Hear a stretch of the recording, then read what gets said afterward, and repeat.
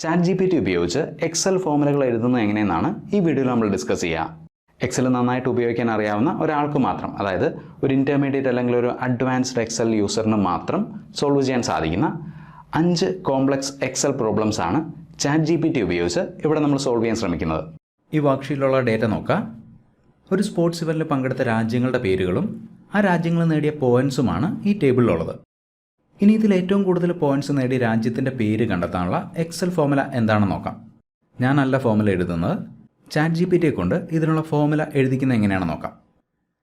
ChatGPT മുമ്പ് ഉപയോഗിച്ചിട്ടില്ലാത്തവർക്ക് വേണ്ടി ഈ കാണുന്നതാണ് ChatGPTയുടെ യൂസർ ഇൻ്റർഫേസ്. ഈ കാണുന്ന ടെക്സ്റ്റ് ബോക്സിലാണ് ChatGPTയോടുള്ള നമ്മുടെ ചോദ്യങ്ങൾ ചോദിക്കേണ്ടത്. ഇനി നമ്മുടെ ചോദ്യം ഇവിടെ ടൈപ്പ് ചെയ്യുന്നു.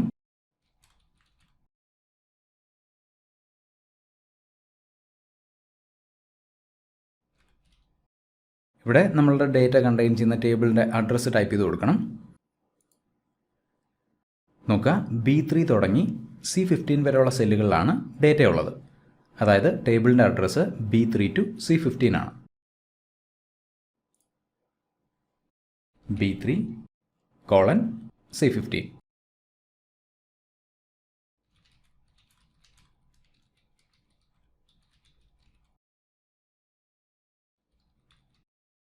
നമ്മുടെ ചോദ്യം ഇതാണ്: ഒരു സ്പോർട്സ് ഇവൻറ്റിൽ പങ്കെടുത്ത ഓരോ ടീമും നേടിയ പോയിൻറ്റ്സ് കണ്ടെയ്ൻ ചെയ്യുന്നൊരു എക്സൽ ടേബിൾ എൻ്റെ കയ്യിലുണ്ട്. ടേബിളിൻ്റെ അഡ്രസ് B3 to C15 ആണ്. ഏറ്റവും കൂടുതൽ പോയിൻറ്റ്സ് നേടിയ ടീമിനെ കണ്ടെത്താനുള്ള എക്സൽ ഫോർമുല എന്താണ്? എൻ്റർ.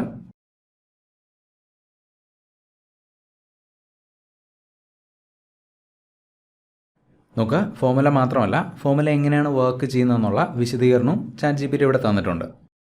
ശ്രദ്ധിക്കേണ്ട കാര്യം, കോളം ബിയിൽ ടീമുകളുടെ പേരുകളും കോളം സിയിൽ പോയിൻറ്റ്സും ഉണ്ടെന്ന് അസ്യൂം ചെയ്തുകൊണ്ടാണ് ChatGPT ഫോർമുല എഴുതിയിരിക്കുന്നത്. ഫോർമുല ഇവിടുന്ന് കോപ്പി ചെയ്യാനായിട്ട് കോപ്പി കോഡ് എക്സലിൽ വരുന്നു. ഇവിടെ ഫോർമുല പേസ്റ്റ് ചെയ്യുന്നു.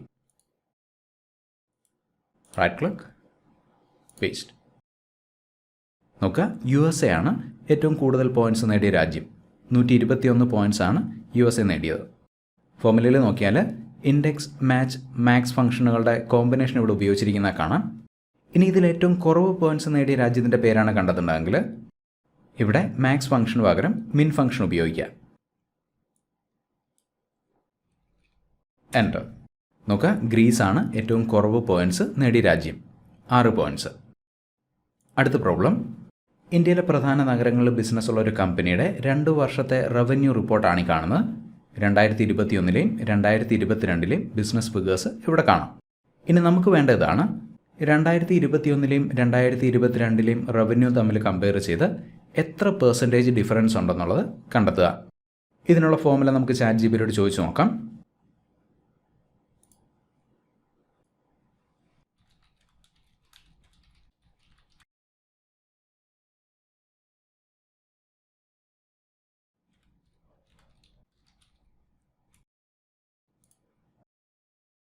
(2021) റവന്യൂ ഉള്ളത് C3 എന്ന സെല്ലിലാണ്.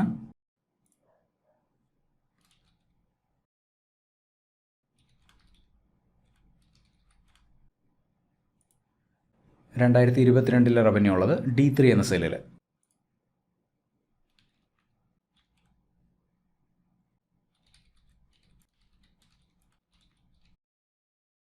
നമ്മുടെ ചോദ്യം ഇതാണ്: 2021 റവന്യൂ C3 എന്ന സെല്ലിലും 2022 റവന്യൂ D3 എന്ന സെല്ലിലും ഉണ്ടെങ്കിൽ ഈ 2 വർഷങ്ങളിലെ റവന്യൂ തമ്മിലുള്ള പെർസെൻറ്റേജ് ഡിഫറൻസ് കണ്ടെത്താനുള്ള എക്സൽ ഫോർമുല എന്താണ്? എൻ്റർ.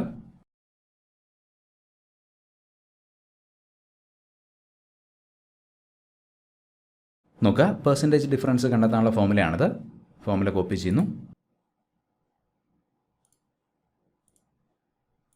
Right click, paste. നോക്കുക, പെർസെൻറ്റേജ് ഡിഫറൻസ് നമുക്ക് കിട്ടി. ഇനി ഫോർമുല താഴെ കോപ്പി ചെയ്യുന്നു. ഡെസിമൽ പ്ലേസസ് വേണമെന്നുണ്ടെങ്കിൽ ഈ സെല്ലുകൾ സെലക്ട് ചെയ്യുക, ഇൻക്രീസ് ഡെസിമൽ. വീണ്ടും ഒരു റവന്യൂ റിപ്പോർട്ടാണ്. മുംബൈ, ചെന്നൈ, അഹമ്മദാബാദ്, ബംഗളൂരു, കൽക്കട്ട, ഹൈദരാബാദ് എന്നിങ്ങനെയുള്ള നഗരങ്ങളിൽ നടന്ന ബിസിനസ്സിൻ്റെ എമൗണ്ട്സ് ആണ് ഈ ടേബിളിലുള്ളത്. ഇനി ഈ ടേബിളിൽ നിന്ന് ഹൈദരാബാദിൽ നടന്ന സെയിൽസിൻ്റെ എമൗണ്ട് കണ്ടെത്താനുള്ള ഫോർമുല എന്താണെന്ന് ChatGPTയോട് ചോദിച്ചു നോക്കാം. അതിനു മുന്നായിട്ട് ഡേറ്റ കണ്ടെയ്ൻ ചെയ്യുന്ന ടേബിളിൻ്റെ അഡ്രസ്സ് ഒന്ന് ശ്രദ്ധിച്ചോളാം. B3 തുടങ്ങി C13 വരെയുള്ള സെല്ലുകളിലാണ് ഡേറ്റ ഉള്ളത്. അതായത് ടേബിളിൻ്റെ അഡ്രസ്സ് B3 to C13 ആണ്.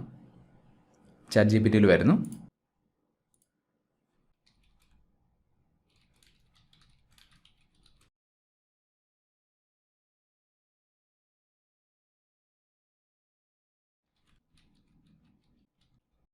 പല നഗരങ്ങളിൽ നിന്നുള്ള റവന്യൂ ഇൻഫർമേഷൻ കണ്ടെയ്ൻ ചെയ്യുന്ന ഒരു എക്സൽ ടേബിളിൽ നിന്ന് ഹൈദരാബാദിലെ റവന്യൂ എമൗണ്ട് കണ്ടെത്താനുള്ള എക്സൽ ഫോമുല എന്താണ്?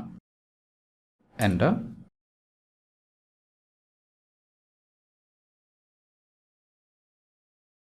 നോക്കുക, ടേബിളിൽ നിന്ന് ഹൈദരാബാദിൽ നടന്ന ബിസിനസ് എമൗണ്ട് കണ്ടെത്താനായിട്ട് VLOOKUP ഫംഗ്ഷൻ ഉപയോഗിക്കാമെന്നാണ് ChatGPT പറയുന്നത്. ഫോമുല മാത്രമല്ല, ഫോമുലയുടെ എക്സ്പ്ലനേഷനും ഇവിടെ തന്നിരിക്കുന്നത് കാണാം. ഫോമുല കോപ്പി ചെയ്യാനായിട്ട് കോപ്പി കോഡ് എക്സലിൽ വരുന്നു. ഇവിടെ ഫോമുല പേസ്റ്റ് ചെയ്യുന്നു. നോക്കുക, ഹൈദരാബാദിൽ നടന്ന ബിസിനസ്സിൻ്റെ എമൗണ്ട് ഫോമുല റിട്ടേൺ ചെയ്യുന്നത് കാണാം. ഇനി ഈ ഫോമുല ശ്രദ്ധിക്കുക. ഇവിടെ ഫോമുലയിൽ ഹൈദരാബാദ് എന്ന വാക്ക് നമ്മൾ ഹാർഡ് കോഡ് ചെയ്തിരിക്കുകയാണ്. ഇതിന് പകരം ഈ സെല്ലിൽ പറഞ്ഞിരിക്കുന്ന, അതായത് F6 എന്ന സെല്ലിൽ പറഞ്ഞിരിക്കുന്ന സിറ്റിയിൽ നടന്ന ബിസിനസ്സിൻ്റെ എമൗണ്ട് കണ്ടെത്താനുള്ള ഫോമുല ChatGPTയോട് ചോദിച്ചു നോക്കാം.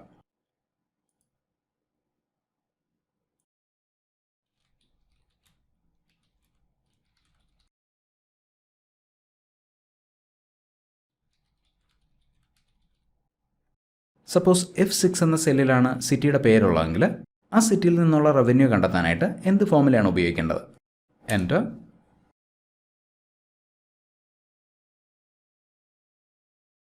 നോക്കുക, ഹാർഡ് കോഡഡ് വാല്യൂവിന് പകരം F6 എന്ന സെൽ റെഫറൻസ് ആണ് VLOOKUP ഫംഗ്ഷനിൽ ഉപയോഗിക്കേണ്ടതെന്നാണ് ChatGPT പറയുന്നത്. ഫോമുല റീറൈറ്റ് ചെയ്ത് തന്നിരിക്കുന്ന കാണാം. ഫോമുല കോപ്പി ചെയ്യുന്നു. ഇവിടെ റൈറ്റ് ക്ലിക്ക് പേസ്റ്റ്. നോക്കുക, ഇപ്പോൾ F6 എന്ന സെല്ലിലുള്ളത് ഇൻഡോർ എന്ന പേരാണ്. ഇൻഡോറിൽ നടന്ന ബിസിനസ്സിൻ്റെ എമൗണ്ട് ആണ് ഫോമുല റിട്ടേൺ ചെയ്യുന്നത്. ഇവിടെ ഞാൻ ഹൈദരാബാദ് എന്ന പേരാണ് ഉപയോഗിക്കുന്നതെങ്കിൽ അതിനനുസരിച്ച് റിസൾട്ട് അപ്ഡേറ്റ് ചെയ്ത് കാണാം.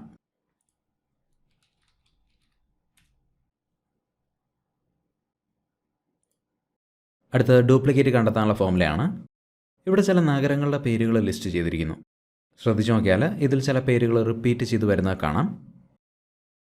അഹമ്മദാബാദ് 2 തവണ വന്നിട്ടുണ്ട്, ഡൽഹി 3 തവണ.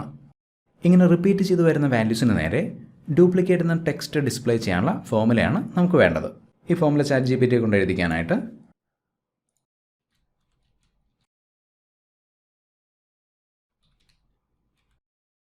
ഇവിടെ ഡേറ്റയുള്ള സെല്ലുകളുടെ അഡ്രസ്സ് നമുക്ക് കൊടുക്കണം. നോക്കുക, B3 മുതൽ B17 വരെയുള്ള സെല്ലുകളിലാണ് ഡേറ്റ ഉള്ളത്.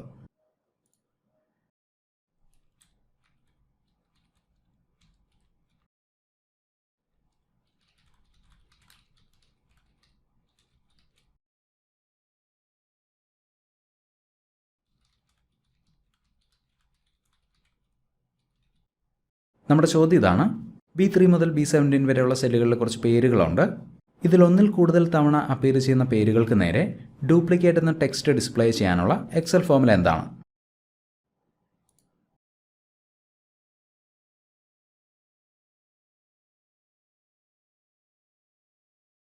നോക്കുക, ഒരു ഡേറ്റ റേഞ്ചിൽ ഒന്നിൽ കൂടുതൽ തവണ അപ്പിയർ ചെയ്യുന്ന പേരുകൾക്ക് നേരെ ഡ്യൂപ്ലിക്കേറ്റ് എന്ന ടെക്സ്റ്റ് ഡിസ്പ്ലേ ചെയ്യാനുള്ള ഫോമുലയാണിത്.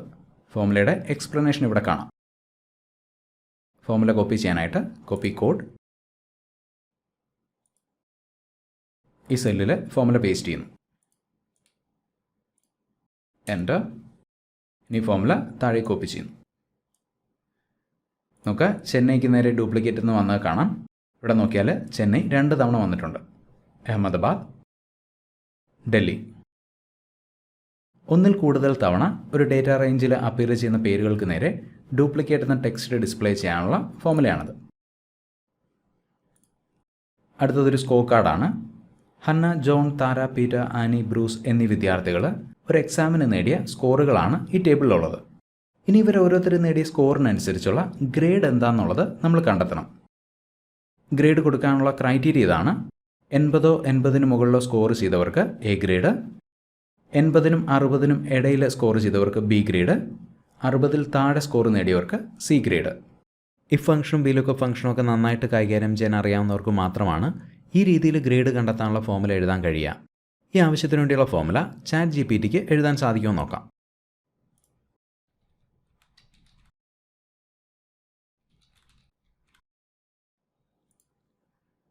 ആദ്യത്തെ കാൻഡിഡേറ്റിൻ്റെ സ്കോർ ഉള്ളത് C3 എന്ന സെല്ലിലാണ്.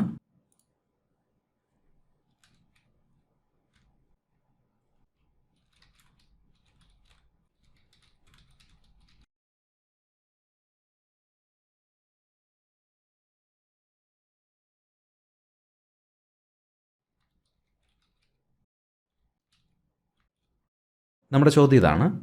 C3 എന്ന സെല്ലിൽ ഒരു കാൻഡിഡേറ്റിൻ്റെ സ്കോറുണ്ട്. 80 മുകളിലാണ് സ്കോറെങ്കിൽ എയും 80നും 60നും ഇടയിലാണ് സ്കോറെങ്കിൽ ബിയും 60ൽ താഴെയാണ് സ്കോറെങ്കിൽ സിയും എന്ന രീതിയിൽ ഗ്രേഡ് കൊടുക്കുന്നതിന് വേണ്ടിയുള്ള എക്സൽ ഫോർമുല എന്താണ്? എൻ്റർ.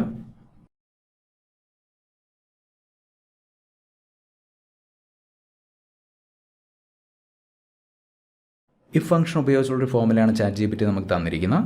ഫോർമുല ഇവിടെ നിന്ന് കോപ്പി ചെയ്യുന്നു.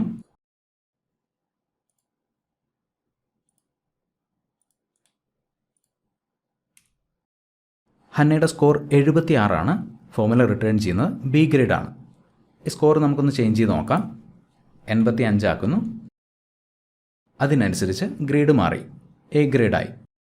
ഇനി 60ൽ താഴെ ഒരു സ്കോർ ഉപയോഗിച്ച് നോക്കാം. നോക്കുക, വീണ്ടും ഗ്രേഡ് മാറിയത് കാണാം, സി ഗ്രേഡ്. ഇനി ഈ ഫോർമുല താഴെ കോപ്പി ചെയ്യുന്നു. ഓരോ ആളുടെയും സ്കോറിനനുസരിച്ചുള്ള ഗ്രേഡ് ഇവിടെ വന്നാൽ കാണാം. എക്സലിൽ ഫോർമുല എഴുതുന്നതിനേക്കാൾ ഒരുപാട് ടഫാണ് പ്രോഗ്രാം എഴുതുക എന്നുള്ളത്. ChatGPT ഉപയോഗിച്ച് എക്സലിൽ പ്രോഗ്രാമിംഗ് ചെയ്യുന്നത് എങ്ങനെ, അതായത് എക്സൽ മാക്രോസ് ക്രിയേറ്റ് ചെയ്യുന്നത് എങ്ങനെയെന്നാണ് അടുത്ത വീഡിയോയിൽ നമ്മൾ ഡിസ്കസ് ചെയ്യുക. അതുവരെയും thank you for watching and wish you A great day.